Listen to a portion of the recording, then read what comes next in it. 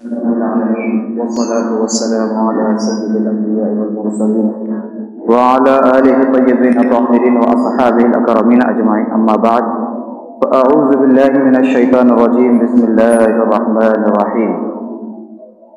واعتصموا بحبل الله جميعا ولا تفرقوا. صدق الله العظيم وصدق رسوله النبي الأمين الكريم، ونحن على ذلك لمن الشاهدين والشاكرين. إن الله وملائكته يصلون على النبي يا أيها الذين آمنوا صلوا عليه وسلموا تسليما.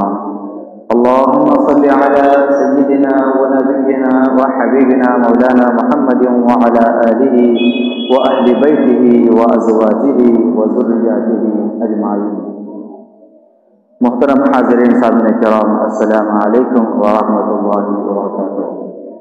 اللہ تعالیٰ کی بے انتہا حمد و ثنا ہے جو خالق کائنات ہے اور رب العالمین ہے، اور درود و سلام ہمارے آقا و مولا احمد مصطفیٰ محمد مصطفیٰ سیاح لامکہ راحت قلب و سینہ، سرور مدینہ سرور قلب و سینہ، غریبوں کے غمخوار آقا، یتیموں کے مددگار آقا، محتاجوں کے ہر مشکل کو آسان کرنے والے سرور کونین پر بے انتہا درود و سلام کے بعد اللہ تعالی اپنی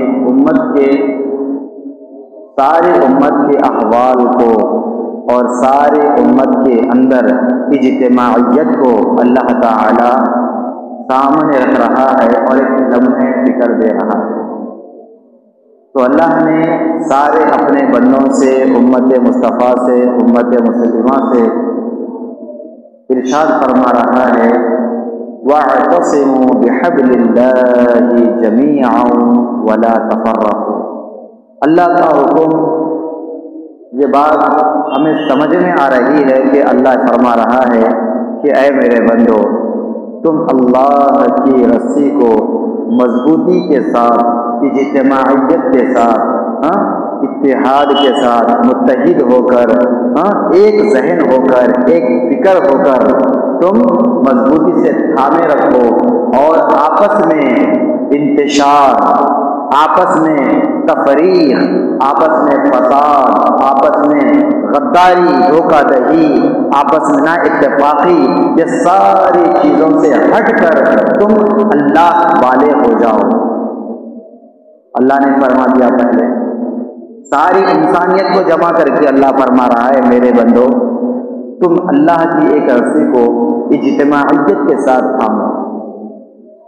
تمہاری ذری سی غلطی، تمہاری ذری سی نادانی کہیں تمہارے جو ہے قوموں کو برباد نہ کر دے. تمہاری ذری سی لاپرواہی تمہارے قوموں کے اندر فساد پیدا نہ کر دے.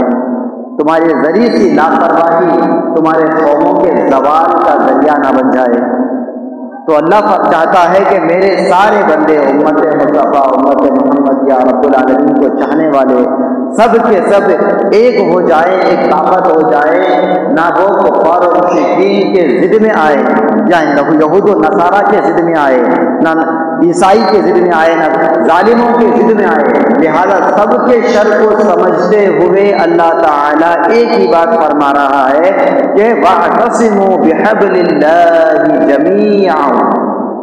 تو لفظ جو جمیعہ ہے یہ اجتماعیت پہ دلالت کرتا ہے.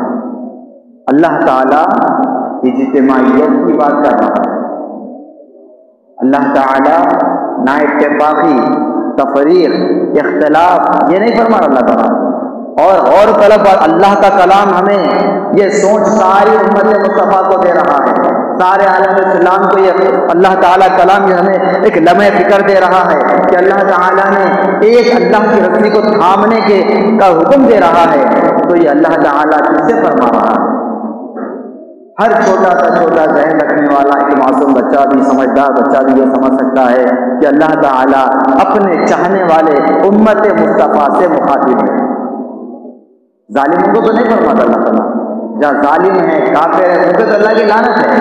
لعنت اللہ علی الکافرین، لعنت اللہ علی الظالمین واللہ لا یہدی القوم الظالمین.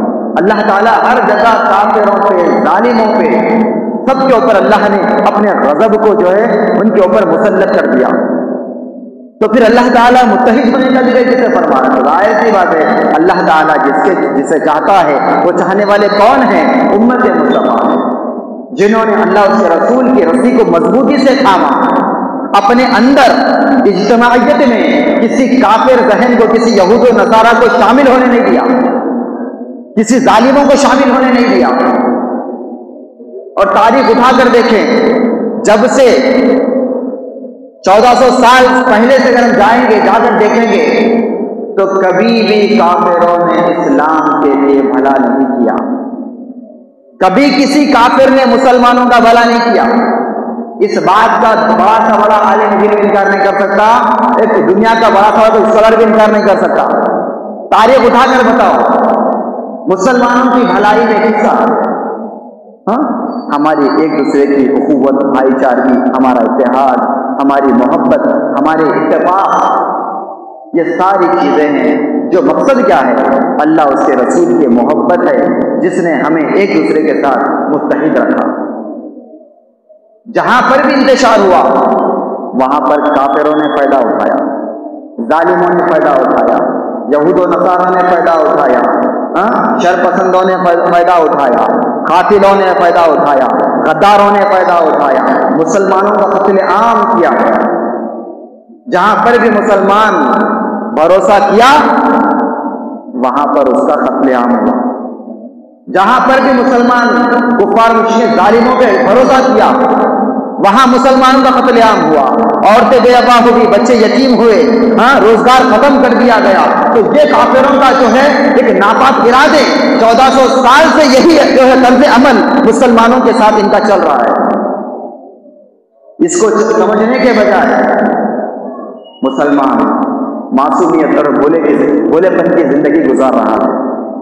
اللہ تعالیٰ کا کلام بار بار 1400 سال سے حکم دے رہا ہے، وَاعْتَصِمُوا بِحَبْلِ اللَّهِ جَمِيعًا، میرے بندوں تم ایک طاقت بن جاؤ، میرے حضور حبیب کے نصیب موجود تھام لو، متحد ہو جاؤ. تم ذری سی لاپرواہی اگر ہو جائے، ذری سی اونگ بھی آ جائے تو یہ ظالم حکومت ہے، یہ ظالم کافر تمہیں نصف نابود کرنے کے در پہ. تاریخ اٹھا کر دیکھیں گے ہم، میں اب بھی نہیں 1400 سال پہلے سے لے کر آج تک کی بات کر رہا ہوں.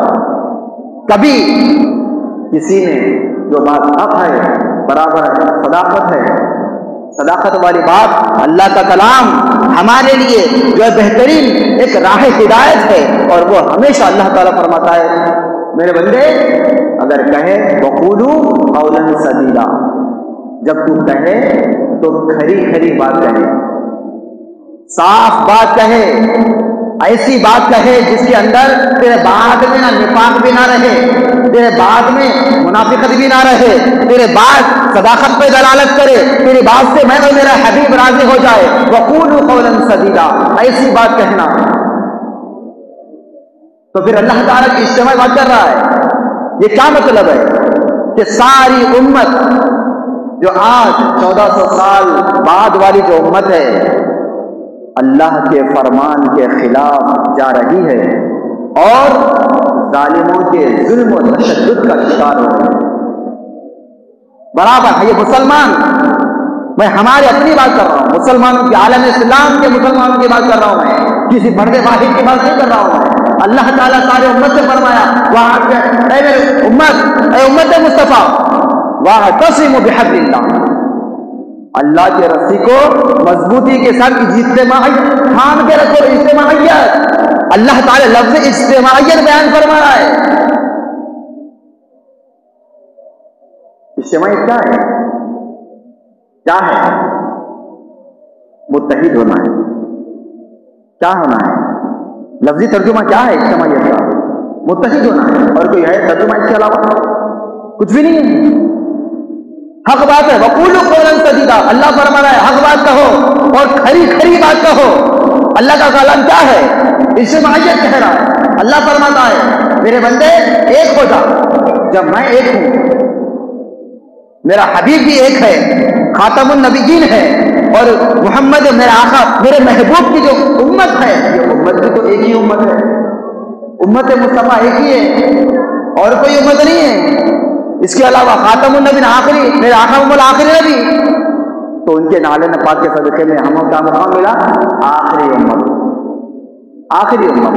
اور ہمارا مقام مرتبہ یہ الگ گفتگو ہے، لیکن میرا مقصد سمجھانا یہ ہے کہ لفظ جمیعہ کو سمجھانا چاہتا ہوں۔ اللہ کا کلام بار بار 1400 سال سے لاکھوں کروڑوں اربوں مرتبہ اللہ تعالیٰ اپنے بندوں سے فرما رہا ہے، وَاعْتَصِمُوا بِحَبْلِ اللَّهِ جَمِيعًا وَلَا تَفَرَّقُوا، وَلَا تَفَرَّقُوا، نا اتفاقی، افراتفری، اپنے درمیان میں تصادم، تضاد، ظلم، بغاوت، غداری، دھوکہ دہی، یہ ساری چیزیں، جو چیزیں امت مصطفیٰ کو توڑنے والی ہے، اس چیزوں سے اللہ اس کے رسول دونوں ناراض ہیں۔ مسلمانوں کی اجتماعیت کو جو بھی توڑے گا، اور ہمارے درمیان اگر کوئی کافر گھس کے آئے گا، کوئی ظالم گھس کے آئے گا اور ہمارے اتحاد کو توڑے گا، اجتماعیت کو جو اللہ نے کہہ دیا اس کو توڑے گا، تو پھر یہ اللہ کے فرمان کے خلاف ہے اور وہ کبھی کامیاب نہیں ہو سکتا۔ اللہ ایک بنے کی بات کر رہا ہے، اور اجتماعیت جمیعہ فرما رہا ہے، وَلَا تَفَرَّقُوا آگے فرما رہا ہے۔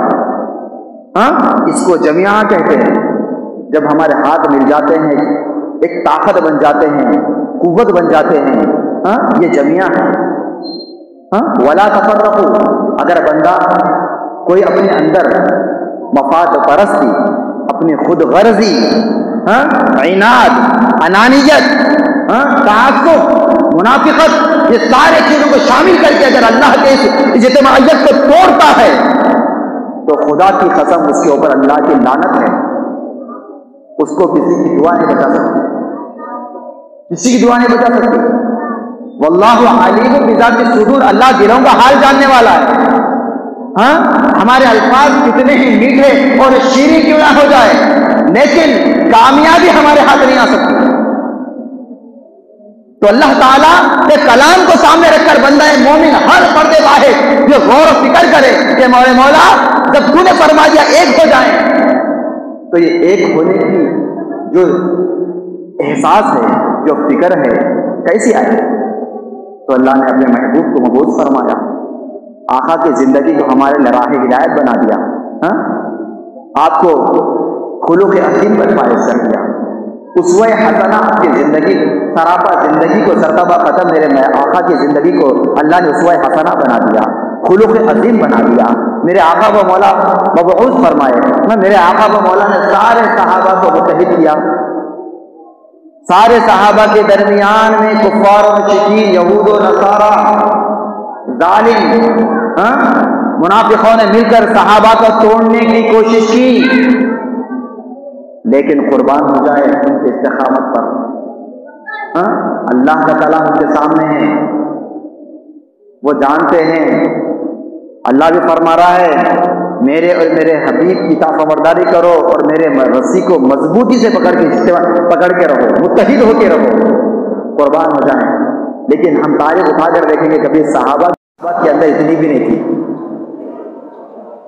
پھر کچھ مالدار تھے، کچھ غریب تھے، کچھ اتنے تندرست تھے کہ ایک وقت کا کھانا بھی نصیب نہیں ہوتا تھا وہ صحابہ کرام۔ لیکن جب ظالم اور کافروں نے، یہود و نصارہ منافقوں نے مسلمانوں کو جبھی بھی ختم کرنے کی ناپاک ارادے کوشش کی، تو انہوں نے کیا کیا؟ پہلے دنیا کا، جاہ و جلال کا، دولت کا، انہوں نے ان کو کیا دکھایا؟ ایک آگ دکھائی اور کہا کہ ہم تمہیں یہ مقام دے دیں گے، ہم تمہیں ہیرے جواہرات دے دیں گے، تم ہمارے پاس آ جاؤ۔ پہلے انہوں نے اس چیز کو دیکھا کہ شاید وہ بھٹک جائیں، قربان ہو جائیں، ان کے صحابہ کی خدموں پہ ہم قربان ہو جائیں۔ ان کے جیسے ہی ان کے دل میں عشق مصطفیٰ پیدا ہوئی، دولت اور دنیا کی شہرت کی محبت کو انہوں نے لات مار دیا، آقا کی محبت آ گئی، اس سے بہتر ان کے دنیا میں کوئی چیز ان کو جچتی ہی نہیں صحابہ کے اندر، وہ ان کا ایمان کامل تھا۔ اور آقا کی سچی محبت جب آ جاتی ہے اللہ اس کے رسول سے، تو بندے کے دل سے مفاد پرستی ختم ہو جاتی ہے۔ ہاں، مفاد پرستی ختم ہو جاتی ہے۔ تو صحابہ نے اتحاد دکھایا۔ اس کے بعد کیا ہوا؟ میں حضرت سعد بن ابی وقاص رضی اللہ تعالیٰ عنہ کی زندگی کا واقعہ بیان کرنا چاہتا ہوں، اور آپ کی موجودگی میں، آپ کے وقت میں ایک شخص کو آپ کے پاس لایا گیا، جس کو اس حدیث مبارکہ، جو صحیح ستہ کی حدیث مبارکہ ہے، جس کو امام انوار اللہ فاروقی العارف باللہ شیخ الاسلام رحمۃ اللہ علیہ اس حدیث کو بیان فرما رہے ہیں۔ کوئی معمولی شخصیت بیان نہیں فرما رہی جس کو ساری دنیا جانتی ہے، آپ بیان فرمائیں۔ حضرت سعد بن ابی وقاص رضی اللہ عنہ کا واقعہ بیان کر، ایک شخص کو لایا گیا، اور اس کے لایا گیا، پوچھا گیا کیا بات ہے؟ تو چاہنے والوں نے کہا کہ یہ شخص نے شراب کا استعمال کیا ہے۔ اس وقت شراب حرام ہو گئی تھی، شراب حرام ہونے کے بعد اس کو جو ہے ایک سزا بھی مقرر کی گئی۔ ہاں، پھر ان کو جب معلوم ہوا کہ انہوں نے شراب پی ہے تو ان کو قید میں ڈالا گیا۔ ہاں، اس کے بعد ان کا نام ہے حضرت محجن ثقفی، جن پر سزا مسلط ہوئی شراب پینے کی وجہ سے، تو ان کا نام محجن ثقفی ان کا نام تھا۔ لیکن ہر شراب پینے والا انسان ضروری نہیں ہے وہ جو ہے اور گناہ ملوث ہو جائے۔ تو شراب پینا اس کی بری عادت ہے، لیکن اس کے اور بھی اچھے اخلاق ہوتے ہیں، اس کے اور بھی اچھے اعتبار ہوتے ہیں، اس کے اور بھی انداز ہوتے ہیں، بیان ہوتا ہے۔ ضروری نہیں ہے شراب پینے سے جو ہے مکمل وہ برباد ہو جائے، ایسا نہیں ہے۔ انسان اچھا ہوتا ہے، اس کی عادتیں بری ہوتی ہیں۔ انسان برا نہیں ہوتا، انسان کی عادتیں بری ہوتی ہیں، انسان اچھا ہوتا ہے۔ تو صحبت اس کو برباد کر دیتی ہے، برا کر دیتی ہے، خراب کر دیتی ہے۔ تو ان کو جب لایا گیا تو ان کی سزا سنائی گئی کہ ان کو جیل میں ڈال دیا جائے کہ انہوں نے جو ہے حرام چیز کا استعمال کیا۔ جب ان کو محجن ثقفی کو قید میں ڈالا گیا حضرت سعد بن وقاص حضرت کے کہنے پہ، تو وہاں سے آپ باہر کا نظارہ کر رہے ہیں، باہر کے سارے ماحول کو دیکھ رہے ہیں، طریقے سے دیکھ رہے ہیں، اور یہ دیکھتے ہیں کہ جب یہ واقعہ ہوا تو کچھ ہی لمحوں میں ایک ظالم اور کافر فوج مسلمانوں کے اوپر چڑھائی کرتی ہے، مسلمانوں کو ختم کرنے کی ناپاک ارادے کوشش کر کے مسلمانوں کو مسلط ہونے کی کوشش کرتی ہے، اور وہ مسلط بھی ہو جاتی ہے۔ اچانک مسلمانوں پہ حملہ آور ہوتی ہے تاکہ مسلمان کو اور عالم اسلام کو، مذہب دین کو، اللہ کے فرمان کو ختم کر دے۔ آپ کو ختم کرنا اسلام کو ختم کرنا ہے، آپ کو ختم کرنا اسلام کو ختم کرنا ہے۔ آپ یہ نہ سمجھیں یہ خالی ان کو مار رہے ہیں، ان کو مار رہے ہیں، تو آپ نہیں مر رہے ہیں، اس کے ناپاک ارادے 1400 سال سے ہیں۔ ظالم اور کافر منافقین مسلمان کو ختم کرتے اسی لیے ہیں کہ ہم اسلام کو ختم کرنا چاہتے ہیں۔ اب یہ الگ سے کہنے کی ضرورت نہیں ہے آپ کو، نہیں انہوں خالی ہم مسلمان کو ختم کریں، نہیں، ان کے ناپاک ارادے اسلام کو ختم کرنے کے، اللہ سے رسول کے فرمان کو ختم کرنے کے۔ ہاں، تو جب محجن ثقفی نے اپنے قید خانے کے دریچے سے دیکھا کہ ظالم کافر حکومتیں جو ہیں مل کر کفار و یہود و نصارہ کفار مشرکین نے مسلمانوں کو ختم کرنے کے لیے چڑھائی کرتی ہے، تو یہ اپنی آنکھوں سے دیکھ رہے ہیں۔ جیسے ہی آپ نے دیکھا کہ ظالم کافر جو مسلمانوں کے اوپر حملہ کر رہے ہیں اور کچھ ہی لمحوں میں سارا ماحول جنگ کی ضد میں آ جاتا ہے، القتل غارت گیر کا کئی ہاتھیوں گھوڑوں ہتھیاروں کے ساتھ مسلط ہوتے ہیں، تو محجن ثقفی بے چین ہو جاتے ہیں۔ میں ان کا عقیدت، ان کا ارادہ، ان کا مقصد بیان کر رہا ہوں۔ ان کی زندگی، وہ آئے سزا کاٹنے کے لیے، آئے سزا کاٹنے کے لیے، لیکن انہوں نے دل میں ایک بے چینی اور کیفیت کو پیدا کر دیا۔ دیکھا کہ ظالم کافر لوگ مسلمانوں کو برباد کرنا چاہتے ہیں، ختم کرنا چاہتے ہیں، تو انہوں نے اپنے بارے میں نہیں سوچا کہ مجھے جو ہے شراب پینے کی تو اس ذریعے سے جیل میں ڈالا گیا، پیروں میں زنجیریں ڈالی گئی، گلے میں توق ڈالے گئے، ہاتھوں میں زنجیریں بیڑیاں ڈالی گئی۔ اس کے باوجود بھی آپ نے اپنے قید خانے میں جو ظلم ہوا، جو تکلیف دی جا رہی اس کے بارے میں نہیں سوچا، بلکہ آپ نے کیا سوچا کہ یہ ظالم لوگ مسلمانوں کو ختم کرنا چاہتے ہیں، اسلام کو ختم کرنا چاہتے ہیں۔ فوراً آپ بے چین ہو گئے اور حضرت سلمہ سے کہنے لگے کہ آپ مجھے کھول دیجئے، میرے بیڑیوں کو توڑ دیجئے، میں اس ظالموں کو ختم کرنا چاہتا ہوں جو مسلمانوں کو ختم کرنا چاہتے ہیں۔ تو جب آپ نے کہا کہ آپ مجھے بھروسہ کریے، آپ مجھ پہ بھروسہ کریے، میں تمہارے سامنے جاؤں گا، میری بیڑیاں توڑوں گا، جا کر انہیں نصف نابود کر کے میں خود جیل میں آ کر، قید خانے میں آ کر اپنے ہاتھ سے بیڑیاں لپیٹ کر قید خانے میں بیٹھ جاؤں گا۔ یہ آپ کیا کر رہے ہیں؟ ندامت کر رہے ہیں کہ میں میرے سامنے اس ظالموں کو، مسلمانوں کو نصف نابود کرتے ہوئے نہیں دیکھ سکتا، مجھے آپ چھوڑیے۔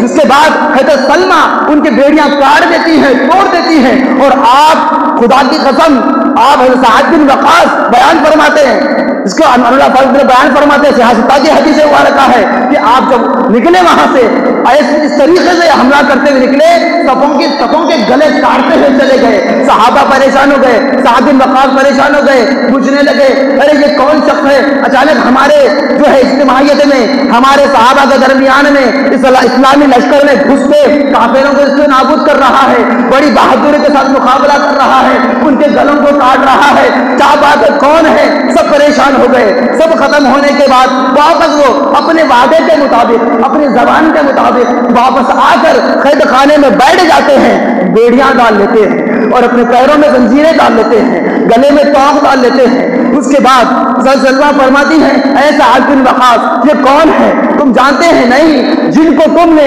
شراب کے نشے کی سزا سنائی تھی وہ یہاں موجود تھا، تو اس نے مسلمانوں کو جس نابود ہوتے ہوئے دیکھنا گوارا نہیں کیا، لہذا وہی وہ شخص جو بہادر تم پوچھ رہے تھے وہ بہادر کون ہے؟ وہ بہادر کوئی اور نہیں، وہی شرابی ہے جن کو تم نے سزا سنائی تھی۔ خدا کی قسم ان کا عقیدہ اور ایمان اور سارے امت مصطفیٰ کے لیے کافی ہے، ایک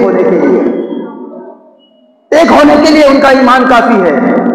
شراب پی کر سزا مسلط کی گئی، تو آپ چاہتے تو کہہ سکتے تھے کہ میرا کیا ہے، مجھے جیل میں ڈالا گیا، مجھے سزا دی جا رہی ہے، مجھے قید خانے میں ڈالا گیا، تو میرا کیا، میں کیوں لڑوں؟ لیکن مفاد پرستی نہیں، خدا اللہ ان کے ایمان، ان کے اوپر ہم قربان ہو جائیں۔ ان کا ایمان کیا ہے؟ سعد بن وقاص کہتے ہیں جو شخص مسلمانوں سے اتنی محبت کرتا ہے، اتنی محبت کرتا ہے کہ اپنی جان نچھاور کر کے وعدہ کر کے نکلا، اے سلمہ اگر میں زندہ رہا تو واپس آؤں گا، مر گیا تو وہی ختم ہو جاؤں گا، یہ وعدہ کر کے وہ شخص محجن ثقفی جاتے بھی ہے اور مسلمانوں کی طرف سے ان کو نار جہنم واصل کر کے واپس آتے بھی ہے۔ تو معاذ حضرت سعد بن وقاص کہتے ہیں کہ ایسا شخص جو مسلمانوں کے لیے جان دیتا ہے، مسلمانوں سے محبت کرتا ہے، عالم اسلام کی بقا چاہتا ہے، عالم اسلام سے محبت کرتا ہے، کافر جو مسلمانوں کو ختم کرنا چاہتے ہیں ان کو نار جہنم پر پہنچانے کا اس کے اندر مادہ ہے، طاقت ہے، اس کے اندر ذری مفاد پرستی نہیں ہے، حالانکہ اس نے شراب پی ہے لیکن اس کا دل بڑا سچا ہے، اس کے دل میں ایمان ہے، اللہ کا خوف ہے، اس نے وہ گناہ کا انسان ہے، انسان سے خطا ہوتی ہے تو یہ مطلب نہیں ہے کہ وہ سراپا گناہ گار ہو جاتا ہے، جتنی وہ گناہ کرتا ہے تو انسان اچھا ہوتا ہے، اس کی عادتیں بری ہوتی ہے، لیکن ان کے وہ ساری چیزیں، ان کی ایمانی کیفیت نے ان کو یہ ثابت کر کے دکھا دیا کہ صحابہ کہتے ہیں کہ نہیں، ایسے شخص کو میں قید خانے میں نہیں ڈال سکتا۔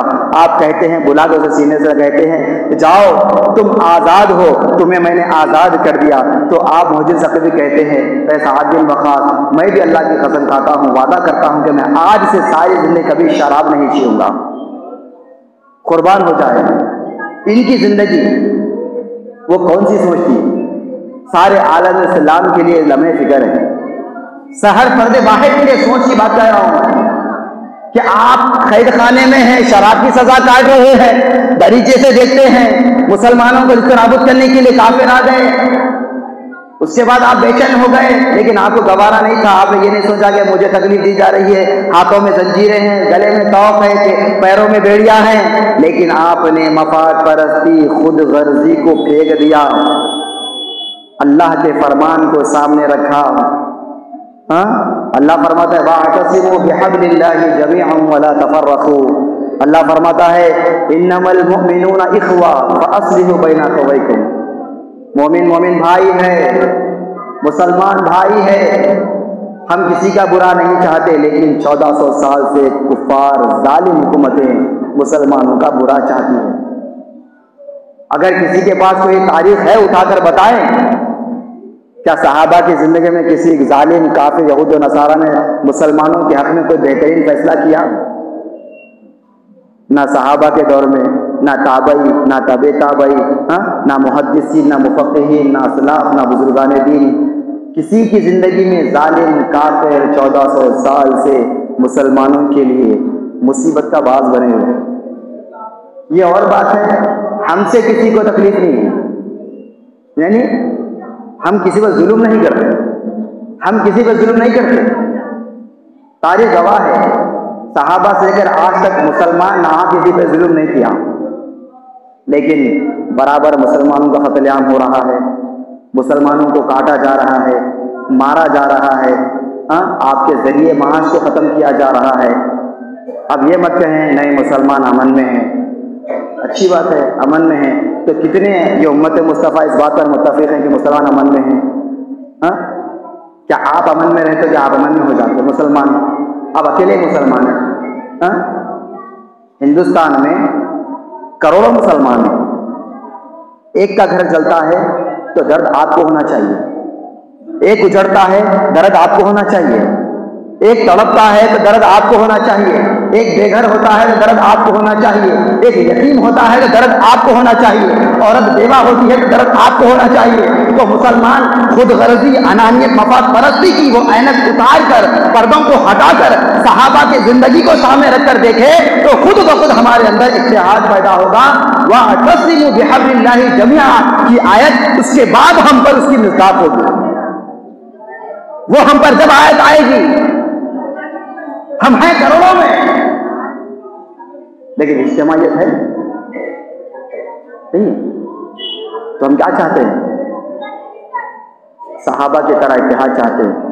کافروں کے ساتھ، کافروں پہ اگر بھروسہ کریں گے تو پھر کیا ہوگا؟ اللہ کے فرمان کے خلاف کام ہوگا۔ کافر پہ، ظالموں پہ بھروسہ نہیں، حق بات ہے، اگر بھروسہ کریں گے آپ وَلَا تَرْكَنُوا إِلَى الَّذِينَ ظَلَمُوا فَتَمَسَّكُمُ النَّارُ، اللہ کا حکم ہے، اللہ کیا فرماتا ہے؟ ظالموں کے ساتھ محبت، دلی میلان مت رکھو، اللہ کا حکم ہے۔ وَلَا تَرْكَنُوا إِلَى الَّذِينَ ظَلَمُوا، اگر تم ایسا کرو گے تو خدا وہ ذات ہے جو کہہ دیتا ہے وہ ہو جاتا ہے، وہ وعدہ کرنا تو دور کی بات ہے، اس نے خالی کن کہنے پہ ساری کائنات کو بنا دیا، کن کہنے پہ وہ کہہ رہا ہے۔ وَلَا تَرْكَنُوا إِلَى الَّذِينَ ظَلَمُوا، اگر بندے، اگر تو ظالموں کے ساتھ اگر محبت میلان رکھے گا، بھروسہ کرے گا، ان سے وعدہ کرے گا، معاہدہ کرے گا تو فَتَمَسَّكُمُ النَّارُ، نار جہنم میں تیرا ٹھکانہ ہوگا، نار جہنم میں تجھے مسلط کر دوں گا۔ اللہ کا حکم ہے۔ اب محاسبہ ہمیں کرنا چاہیے، محاسبہ ہمیں کرنا چاہیے کہ ہم کیا کر رہے ہیں۔ ہم مفاد پرستی کر رہے ہیں، ہم دامن میں جھانکنا ہے ہمیں، کیا ہماری وجہ سے کیا کافر ہمارے درمیان میں گزرا ہے؟ آج کے حالات بڑے نازک ہے، صرف 2 منٹ بات ختم کروں گا، وقت بڑھ چکا ہے، لیکن میں وقت کو دیکھتے ہوئے میں بات کہنا چاہتا ہوں۔ وَلَا تَرْكَنُوا إِلَى الَّذِينَ ظَلَمُوا، کہ اللہ تعالیٰ فرمایا ظالموں کے ساتھ دلی میلان مت رکھو، مت رکھو، اگر تم کریں گے تو کیا ہوا؟ فَتَمَسَّكُمُ النَّارُ، ساری دنیا جانتی ہے فَتَمَسَّكُمُ النَّارُ کا مطلب کیا ہے، معنی کیا ہے؟ نار جہنم تمہارا ٹھکانہ ہوگا، نار جہنم میں تمہیں ڈال دیا جائے گا۔ اللہ یہ نہیں فرمایا کہ تم جو ان سے نہیں، اللہ تعالیٰ ظالم کہا، اب وہ ظالم مسلمان بھی ہو سکتا ہے، کافر نہیں، کافر تو کافر ہی ہے، لیکن ظالم مسلمان بھی ہو سکتا ہے۔ اللہ تعالیٰ نے سب کو شامل کر دیا۔ اور وہ ظالم کون ہے؟ جو اللہ کے، صحابہ کے، اس کے رسول کے رسی کو جو ہے ہم جو تھامے رکھے ہیں اس کو اگر تفرقہ پیدا کرنے کی کوشش کرتا ہے تو وہ ظالم ہے۔ وہ ظالم مسلمان ہی کیوں نہ ہو لیکن ظالم ہے۔ اس سے بھی محبت دینی میلان رکھنا۔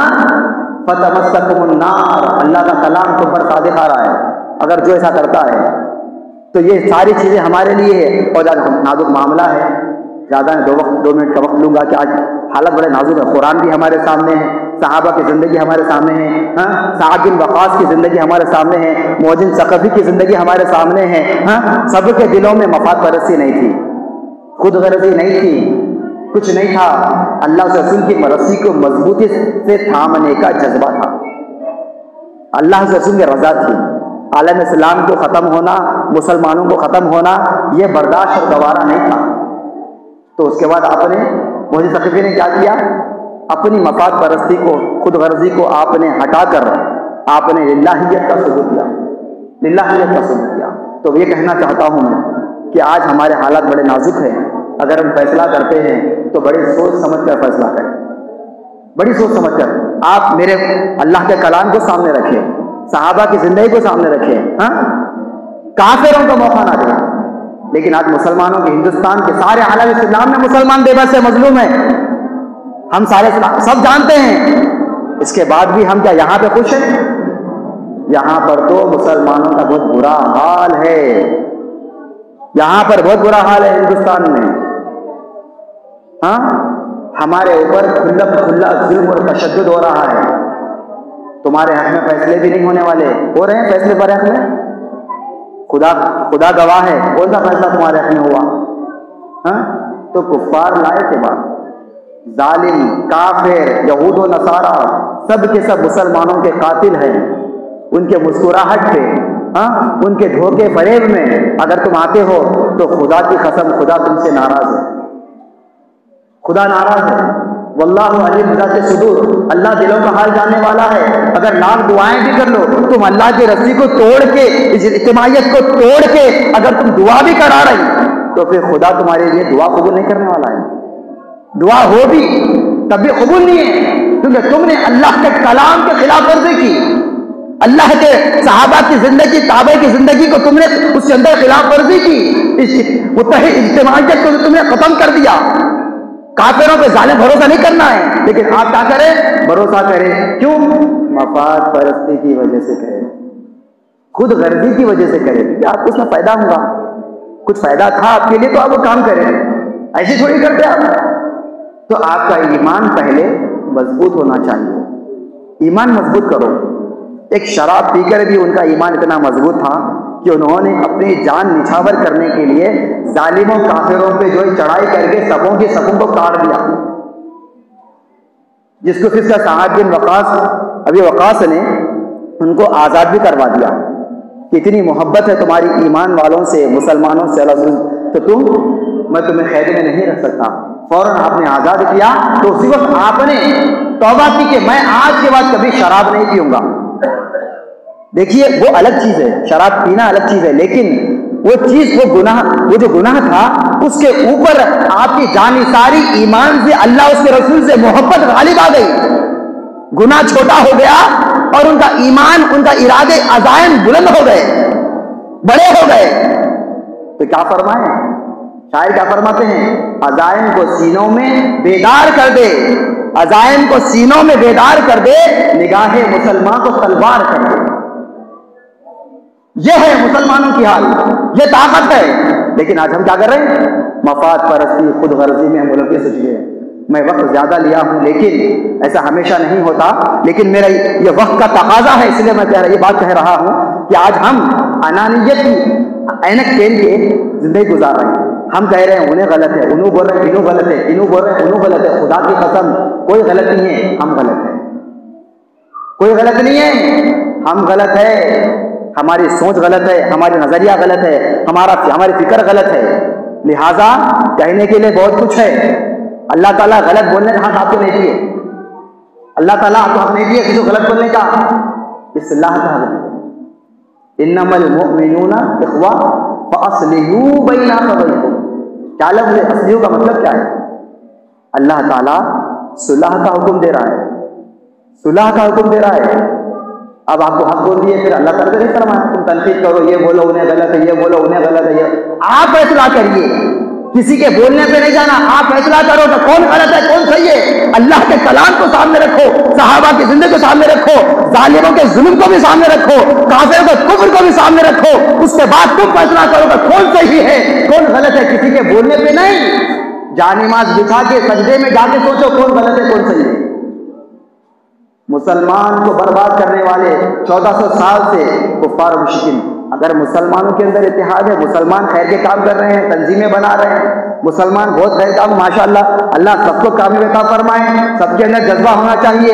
ہر مسلمان ایک گروپ بنا کر خیر کا کام کر رہا ہے تو مسلمان کے لیے بہت بہتر ہے. لیکن ہمارے نااتفاقیوں کی وجہ سے اگر کوئی ظالم اور کافر حکومتیں اگر مسلمان کو استعمال کر رہی ہے تو خدا کی قسم فتمسکم النار، یہ اللہ کی آیت تمہارے لیے مصداق ہے. نار جہنم تمہارا ٹھکانہ ہوگا.